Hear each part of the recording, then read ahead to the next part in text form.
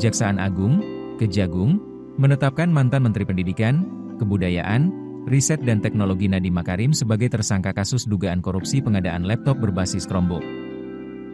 Kepala Pusat Penerangan Hukum Kejagung Anang Supriyatna menyatakan, penetapan tersangka itu dilakukan berdasarkan dari hasil pendalaman, keterangan saksi-saksi, dan juga alat bukti yang ada. Anang menyebutkan, Nadiem ditetapkan sebagai tersangka setelah Kejagung memeriksa sekitar 120 saksi dan 4 orang ahli dalam perkara ini. Nadiem disangka melanggar Pasal 2, Ayat 1 atau Pasal 3 Jo Pasal 18 Undang-Undang Pemberantasan Tindak Pidana Korupsi Jo Pasal 55 Ayat 1, Pertama KUHP. Pada kesempatan sore ini, ingin kami sampaikan press release tentang perkembangan penyidikan perkara dugaan tindak pidana korupsi pada Kementerian Pendidikan Budaya Riset Teknologi atau Dikbudristek dalam program digitalisasi pendidikan tahun 2019 sampai dengan tahun 2022. Jadi pada Gedung Bundar sebelumnya telah menetapkan tersangka terhadap 4 tersangka, dan dalam perkembangannya penyidik melakukan pendalaman, pemeriksaan dan pemanggilan terhadap para saksi kurang lebih 120 dan juga 4 ahli. Dari hasil pendalaman, keterangan saksi-saksi dan juga alat bukti yang ada pada sore dan hasil dari ekspos telah menetapkan tersangka baru dengan inisial NAM. Terkait dengan perkembangan ini, di sini sudah ada Pak Dirdik. Untuk waktu dan tempat kami persilakan Pak Dirdik. Terima kasih Pak Kapus Penkum. Yang saya hormati rekan-rekan media semuanya. Assalamualaikum warahmatullahi wabarakatuh. Salam, Om Swastiastu, Namo Buddhaya, salam kebajikan. Sehubungan dengan perkembangan penyidikan perkara dugaan tindak pidana korupsi pada Kementerian Pendidikan, Kebudayaan, Riset dan Teknologi dalam program digitalisasi pendidikan tahun 2019 sampai dengan tahun 2022, dapat kami sampaikan bahwa berdasarkan hasil pemeriksaan dan alat bukti, yaitu berupa keterangan saksi, ahli, petunjuk, dan surat, serta barang bukti yang telah diterima atau diperoleh tim penyidik pada Jampisus, pada hari ini kembali menetapkan 1 orang tersangka dengan inisial NAM selaku Menteri Pendidikan, Kebudayaan, Riset dan Teknologi Republik Indonesia periode tahun 2019-2024. Perbuatan yang dilakukan oleh tersangka NAM antara lain yaitu pada bulan Februari 2020, NAM yang saat itu menjabat sebagai Menteri Pendidikan dan Kebudayaan, Riset dan Teknologi melakukan pertemuan dengan pihak dari Google Indonesia dalam rangka membicarakan mengenai produk dari Google, yaitu dalam program Google for Education dengan menggunakan Chromebook yang bisa digunakan oleh kementerian, terutama kepada peserta didik. Dalam beberapa kali pertemuan yang dilakukan NAM dengan pihak Google telah disepakati bahwa produk dari Google yaitu Chrome OS dan Chrome Device Management atau CDM akan dibuat proyek pengadaan alat teknologi informasi dan komunikasi atau TIK. Dalam mewujudkan kesepakatan antara NAM dengan pihak Google Indonesia, selanjutnya pada tanggal 6 Mei 2020, NAM mengundang jajarannya, diantaranya yaitu H selaku Dirjen PAUD Dikdasmen, T selaku Kepala Badan Litbang Kemendikbudristek, JT dan FH selaku staf khusus Menteri telah melakukan rapat tertutup, yaitu melalui via Zoom meeting, dan mewajibkan para peserta dalam menggunakan handset atau alat sejenisnya yang membahas pengadaan atau kelengkapan alat TIK, yaitu menggunakan Chromebook sebagaimana perintah dari NAM. Sedangkan saat itu pengadaan alat TIK ini belum dimulai. Untuk meloloskan Chromebook produk Google, Kemendikbud sekitar awal tahun 2020, NAM selaku Menteri menjawab surat Google untuk ikut partisipasi dalam pengadaan alat TIK di Kemendikbud.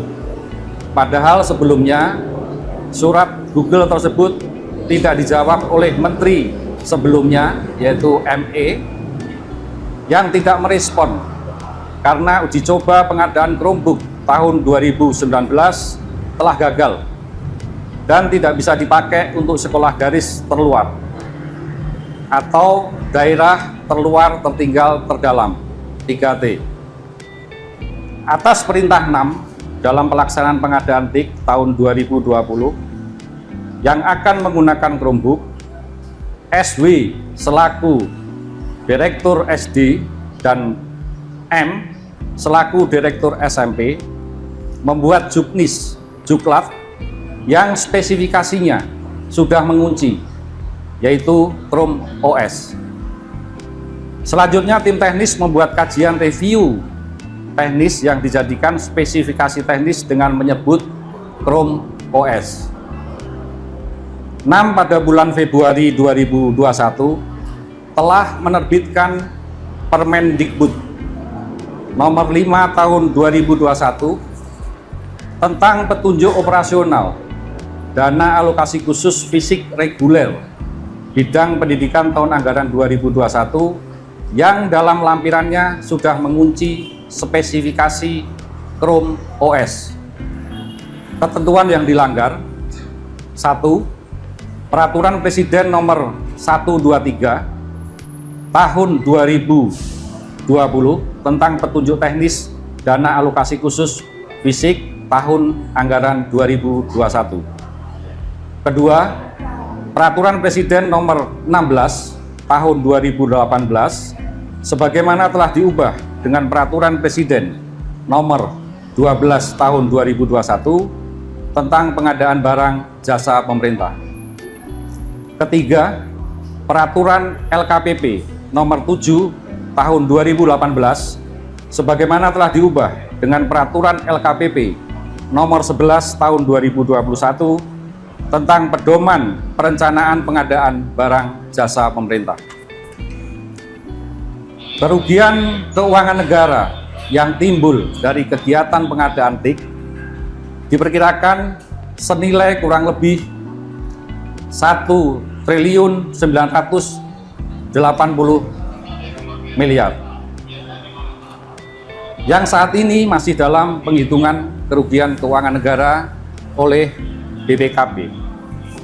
Pasal yang disangkakan: tersangka 6 disangkakan melanggar pasal 2 ayat 1 atau pasal 3 Yunto pasal 18 Undang-Undang nomor 31 tahun 1999 sebagaimana diubah dengan Undang-Undang nomor 20 tahun 2001 tentang perubahan atas Undang-Undang RI nomor 31 tahun 1999 tentang pemberantasan tindak pidana korupsi Yunto pasal 55 ayat 1 ke 1 KUHP.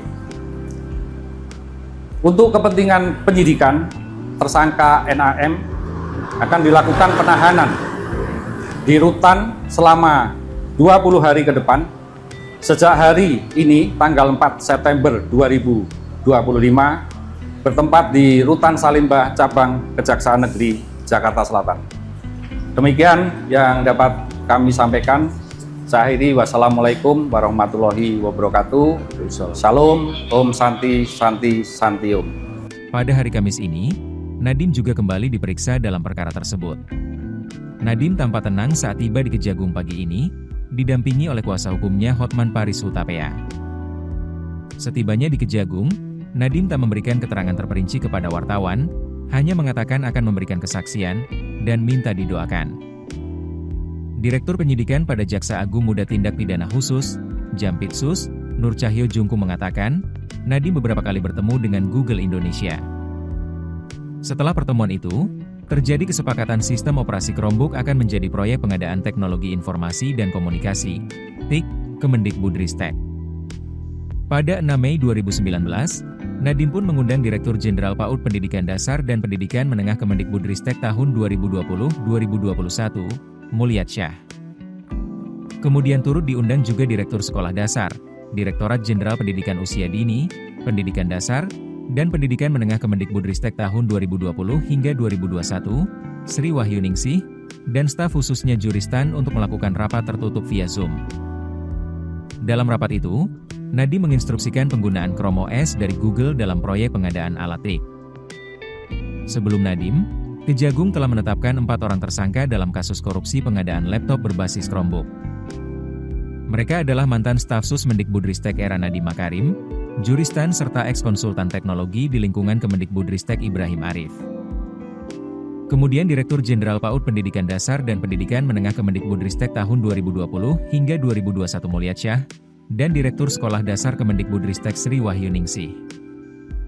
Dugaan kasus korupsi ini bermula pada 2020 hingga 2022, saat Kemendikbudristek melaksanakan kegiatan pengadaan laptop untuk siswa pendidikan usia dini, PAUD, SD, SMP, dan SMA dengan total anggaran sebesar 9,3 triliun rupiah. Laptop tersebut nantinya akan dibagikan dan digunakan anak-anak sekolah, termasuk yang berada di daerah tertinggal, terdepan, dan terluar, 3T. Dalam proses pengadaan laptop itu, keempat tersangka diduga menyalahgunakan kewenangannya dengan membuat petunjuk pelaksanaan, juklak, yang mengarahkan ke produk tertentu, yaitu Chrome OS atau Chromebook. Padahal, dalam kajian awal Kemendikbudristek, laptop berbasis Chrome OS atau Chromebook memiliki sejumlah kelemahan, sehingga dinilai tidak efektif digunakan di Indonesia. Keputusan bisnis terbaik datang dari data, bukan tebakan. Mudah berlangganan Business Insight dengan subscribe with Google.